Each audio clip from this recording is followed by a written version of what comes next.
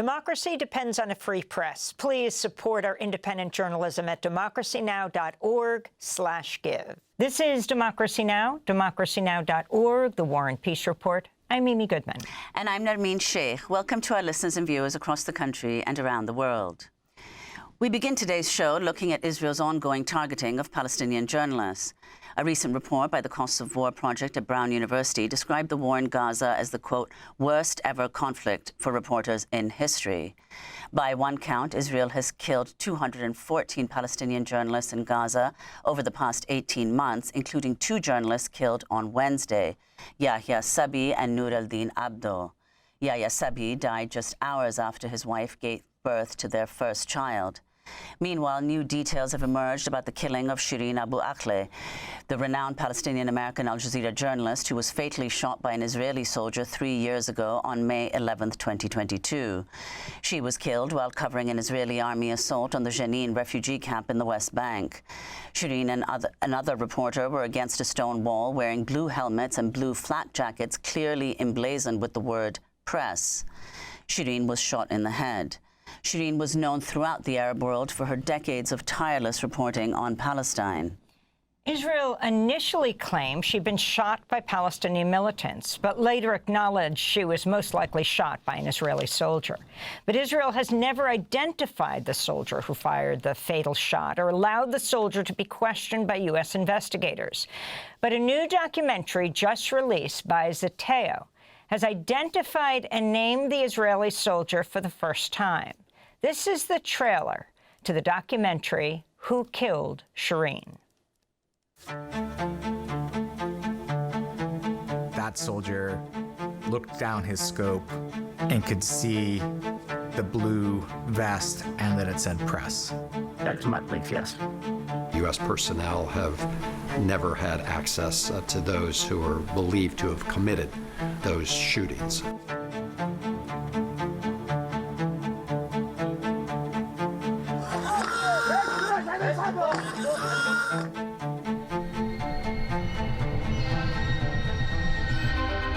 No one has been held to account.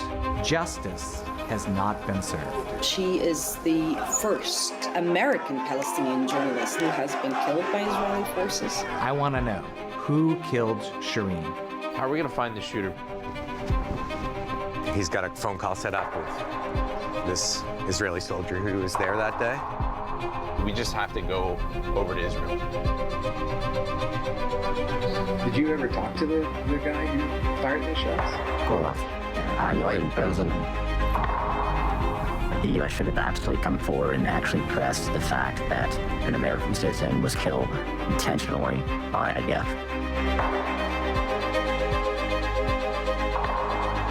The drones are still ongoing. The explosion's going off. Holy, you got a name. But here's the twist. The trailer for the new Zeteo documentary, Who Killed Shireen? The film identifies the Israeli soldier who allegedly killed Shireen Abu Akleh as Alon Skagio, who would later be killed during an Israeli military operation last June in Jenin, the same city where Shireen was fatally shot. We're joined right now by 4 guests, including 2 members of Shireen Abu Akleh's family, her brother Anton, or Tony, and her niece Lina. They're both in North Bergen, New Jersey. We're also joined by Mehdi Hasan, the founder and editor-in-chief of Zeteo, and by Dion Nissenbaum, the executive producer of Who Killed Shireen, the correspondent on the documentary, a longtime Wall Street Journal foreign correspondent based in Jerusalem and other cities, a former foreign correspondent. He was twice nominated for a Pulitzer Prize. We welcome you all to Democracy Now! Diane, we're going to begin with you. This is the 3rd anniversary, May 11th exactly, of the death of Shireen Abu Akleh. Talk about your revelation, what you exposed in this documentary. Well, there are 2 things that were very important for the documentary. The first thing was we wanted to find the soldier who killed Shireen. It had been one of the most closely guarded secrets in Israel. U.S. officials said that if they wanted to determine if there was a crime here, if there was a human rights violation, they needed to talk to this soldier to find out what he was thinking when he shot her. And we set out to find him, and we did. We did what the U.S. government never did, and it turned out he had been killed. So we were never able to answer that question, what he was thinking. But the other revelation that I think is as significant in this documentary is that the initial U.S. assessment of her shooting was that that soldier intentionally shot her, and that he could tell that she was wearing a blue flak jacket with press across it. That assessment was essentially overruled by the Biden administration, which came out and said exactly the opposite. That's a fairly startling revelation that the Biden administration and the Israeli government essentially were doing everything they could to cover up what happened that day to Shireen Abu Akleh. Well, let's go to a clip from the documentary Who Killed Shireen, in which Dion Nissenbaum, our guest, speaks with former State Department official Andrew Miller. He was Deputy Assistant Secretary of State for Israeli-Palestinian Affairs in 2022 when Shireen was killed.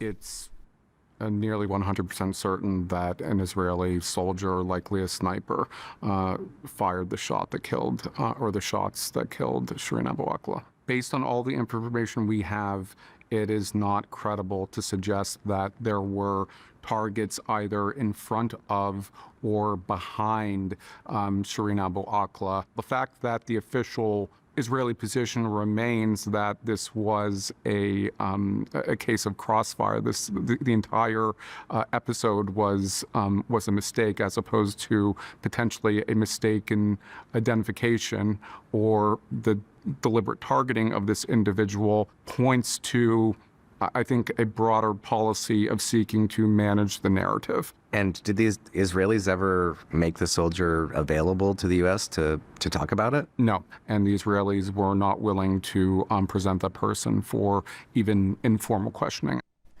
That was former State Department official Andrew Miller speaking in the Zeteo documentary, Who Killed Shireen.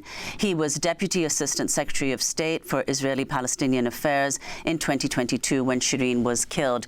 I want to go to Shireen's family, whom we have as guests, Anton Abu Akleh and Lina, who are joining us from New Jersey.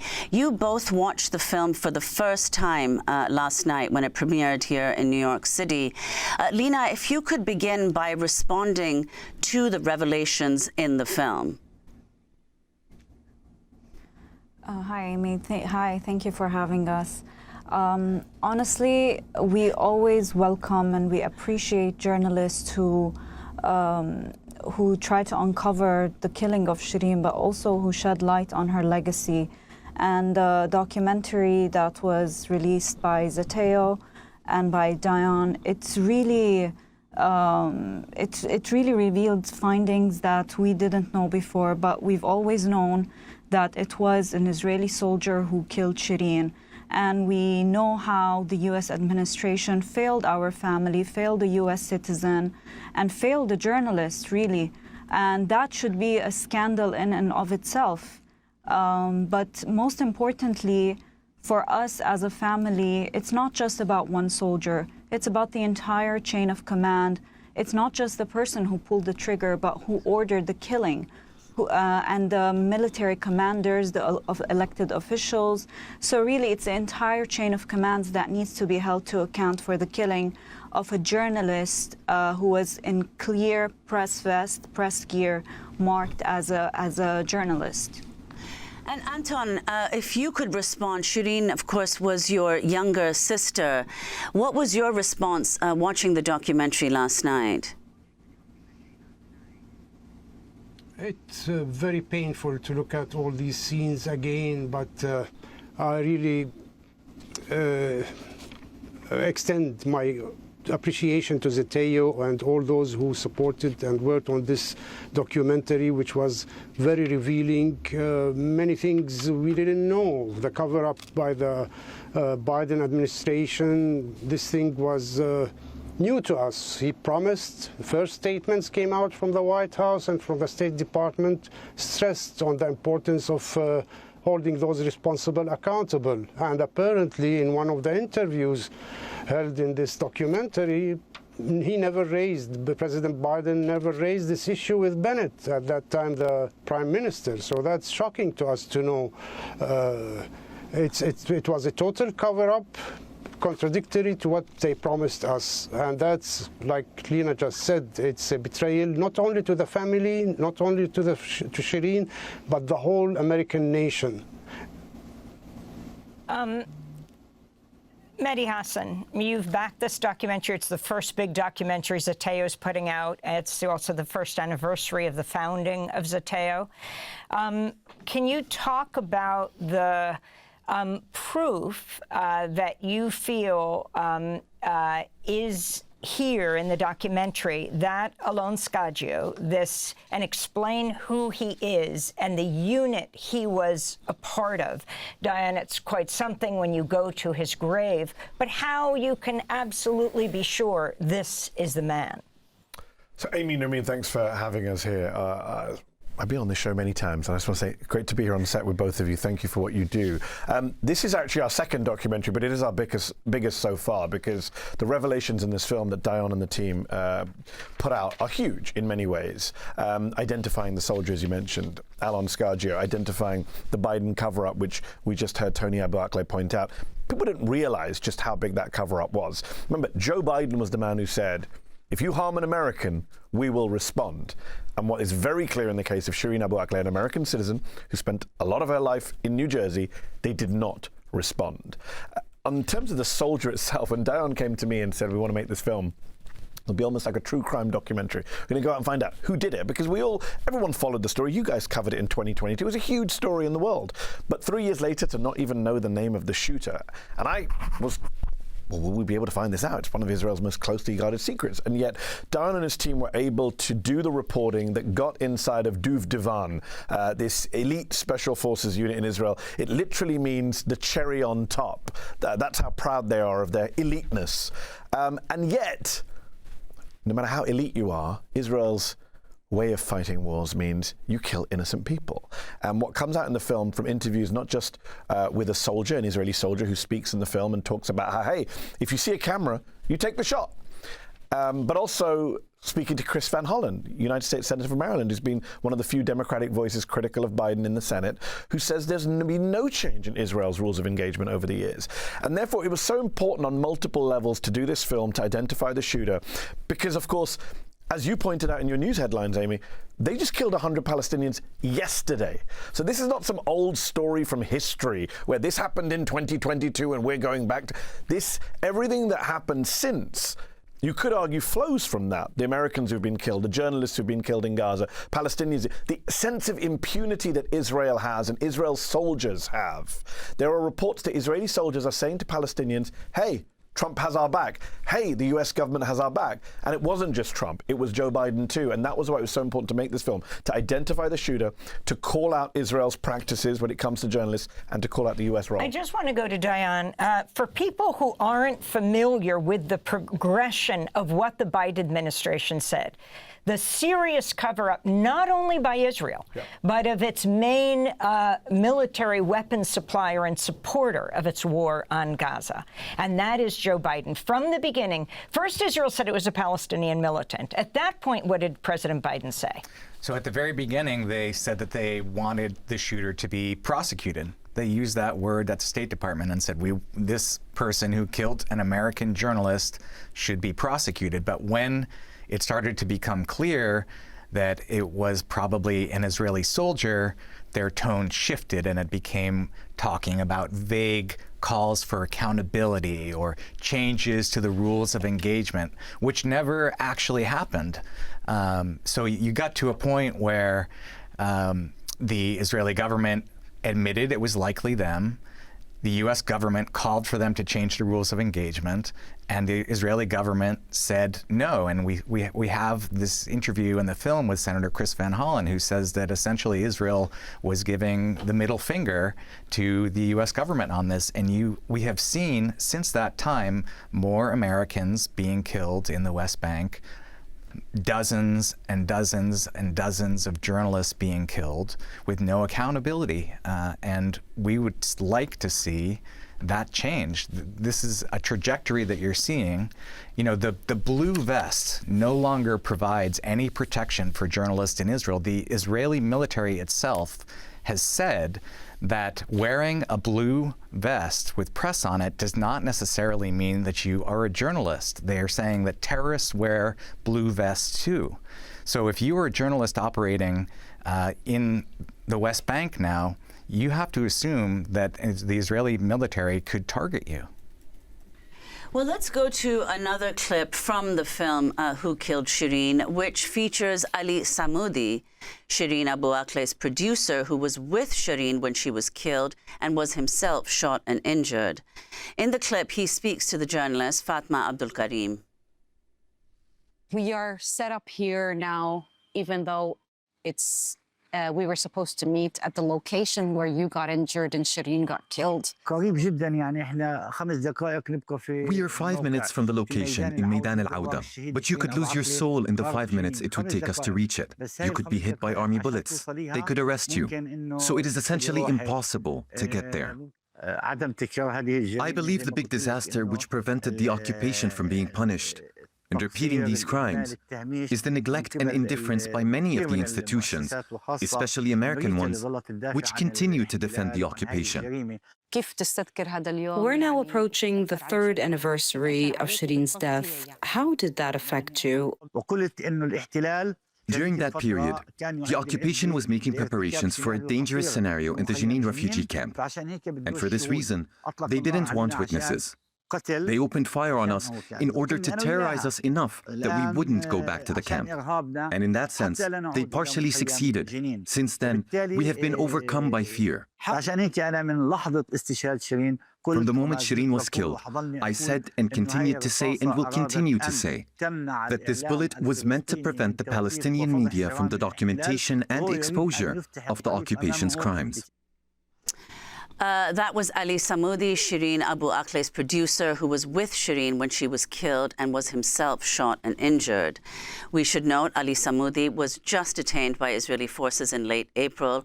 The Palestinian journalist Mariam Barghouti recently wrote, Ali Sammoodi was beaten so bad by Israeli soldiers he was immediately hospitalized.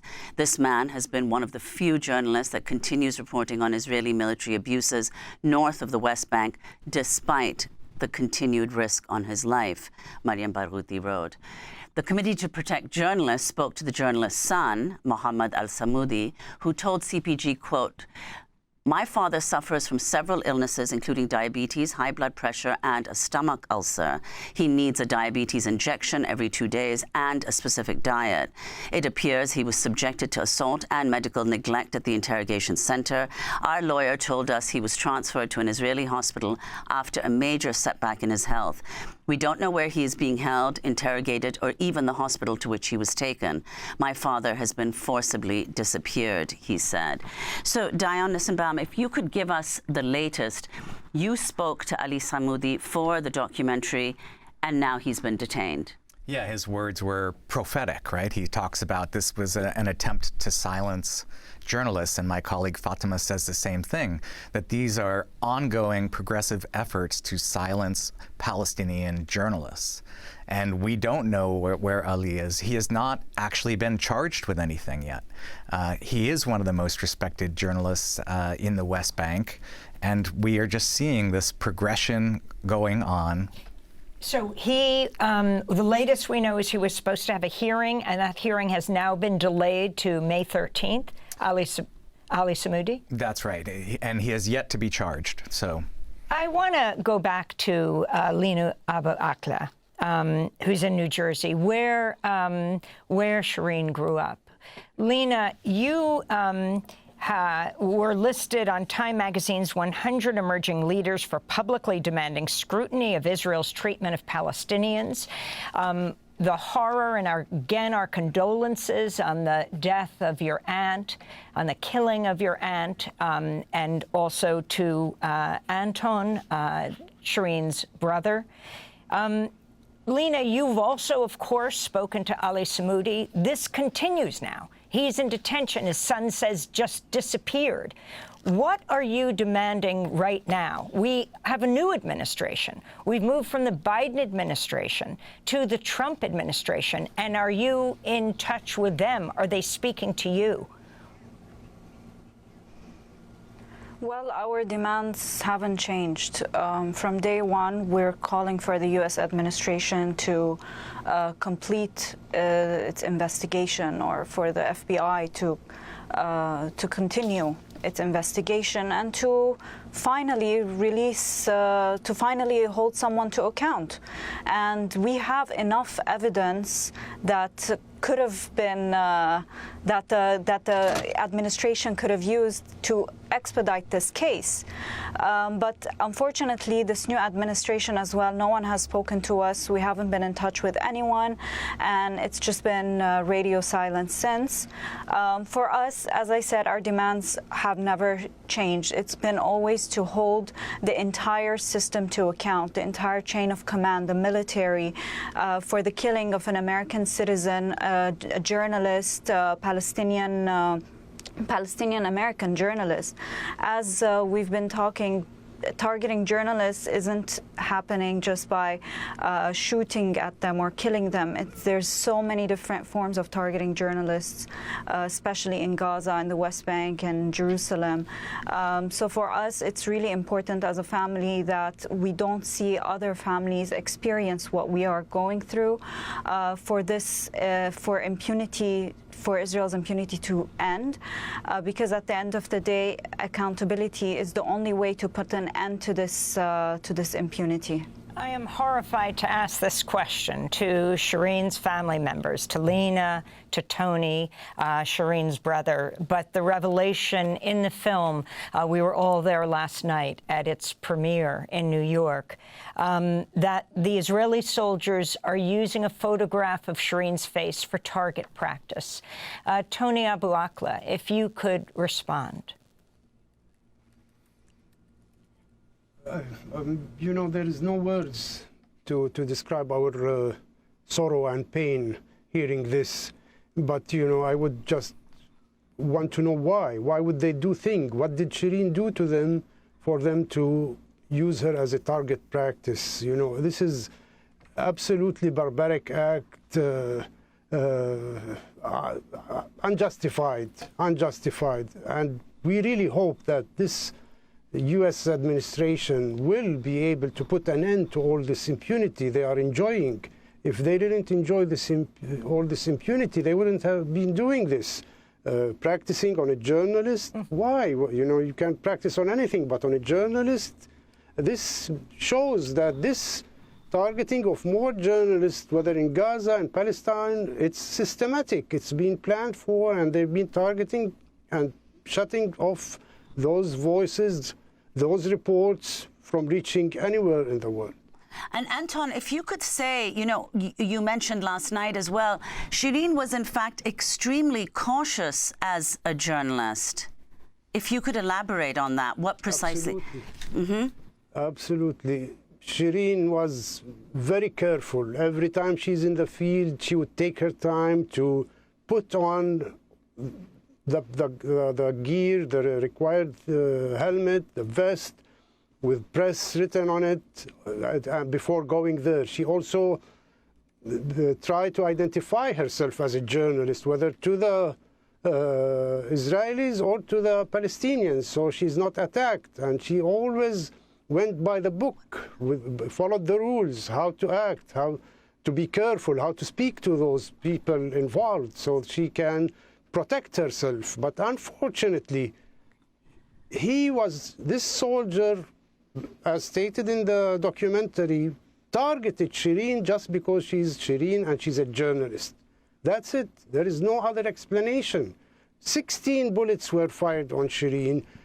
Not even her helmet nor the vest she was wearing were able to protect her, unfortunately.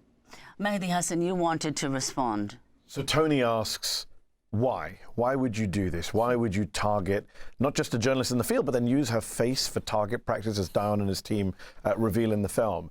And there is, unfortunately, a very simple answer to that question, which is that the Israeli military, and not just the Israeli military, but many people in our world today have dehumanized Palestinians.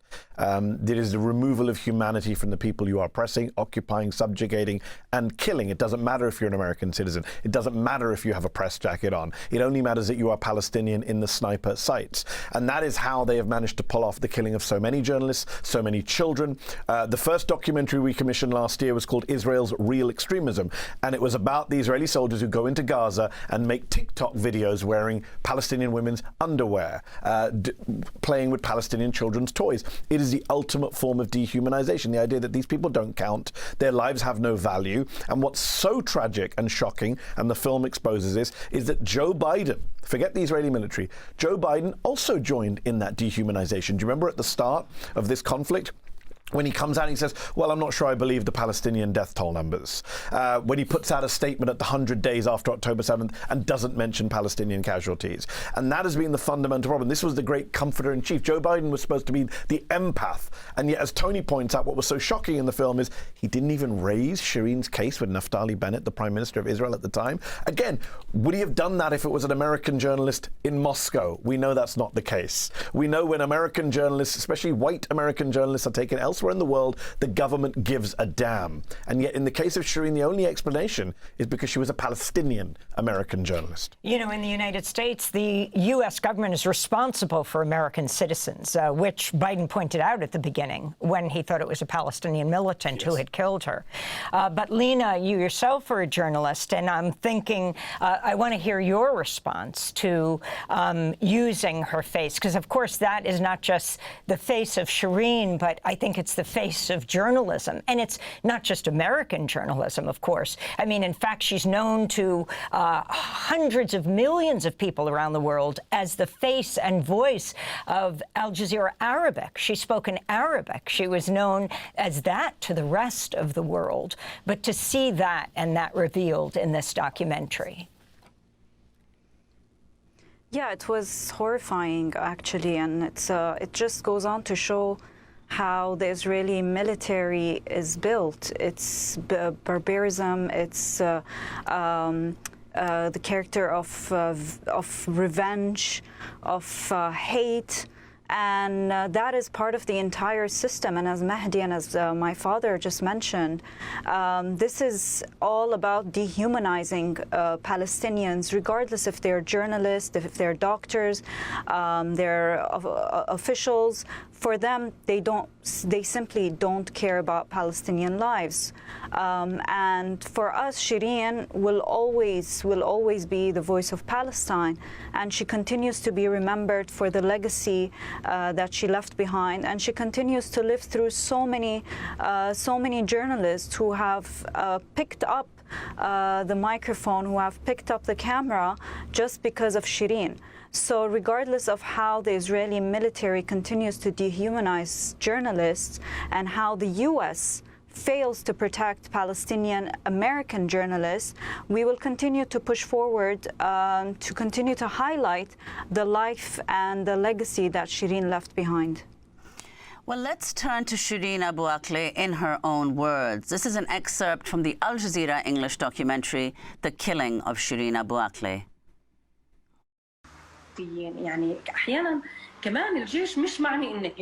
Sometimes the Israeli army doesn't want you there, so they target you, even if they later say it was an accident. They might say, we saw some young men around you. So they target you on purpose, as a way of scaring you off, because they don't want you there. So that was Shireen in her own words in an Al Jazeera documentary. So Lina, I know you have to go soon, but if you could just tell us, what do you want people to know about Shireen as an aunt, a sister, and a journalist? Yes, so we know Shireen as the journalist, but behind the camera, she was one of the most empathetic people. She was very sincere, and something not a lot of people know, but she was a very funny person. She had a very unique sense of humor that she lit up every room she entered. She cared about everyone and anyone. She enjoyed life. Shireen, at the end of the day, loved life. She had plans, she had dreams that she still wanted to achieve, but her life was cut short by that small bullet, which changed our lives entirely. But at the end of the day, Shireen was a professional journalist who always advocated for truth, for justice, and at the end of the day, all she wanted to do was humanize Palestinians and talk about the struggles of living under occupation. But at the same time, she wanted to celebrate their achievements. She shed light on all the happy moments, all the accomplishments of the Palestinian people. And this is something that really touched millions of Palestinians, of Arabs around the world. She was able to enter the hearts of the people through the small camera lens, and until this day, she continues to be remembered for that. Before we go, we're going to keep you on, Mehdi, to talk about other issues during the Trump administration. But how can people access Who Killed Shireen? So it's available online at whokilledshireen.com is where you can go to watch it. We are releasing the film right now only to paid subscribers. We hope that change that in the forthcoming days. People often say to me, how could you put it behind a paywall? Journalism, a free press isn't free, sadly. We have to fund films like this. Dion came to us because a lot of other people didn't want to fund a topic like this, didn't want to fund an investigation like this. So we're proud to be able to fund such documentaries, but we also need support from our contributors, our subscribers, and the viewers. But it's an important film, and I hope as many people will watch it as possible. whokilledshireen.com. We want to thank Lina, the niece of Shireen Abu Akleh, and Anton, Tony, the older brother of Shireen Abu Akleh, for joining us from New Jersey. Together, we saw the documentary last night, Who Killed Shireen? And we want to thank Dion Nissenbaum, who is the filmmaker, the correspondent on this film, formerly a correspondent with the Wall Street Journal. The founder of Zeteo, on this first anniversary of Zeteo, is Mehdi Hasan. We'll continue with him in a moment.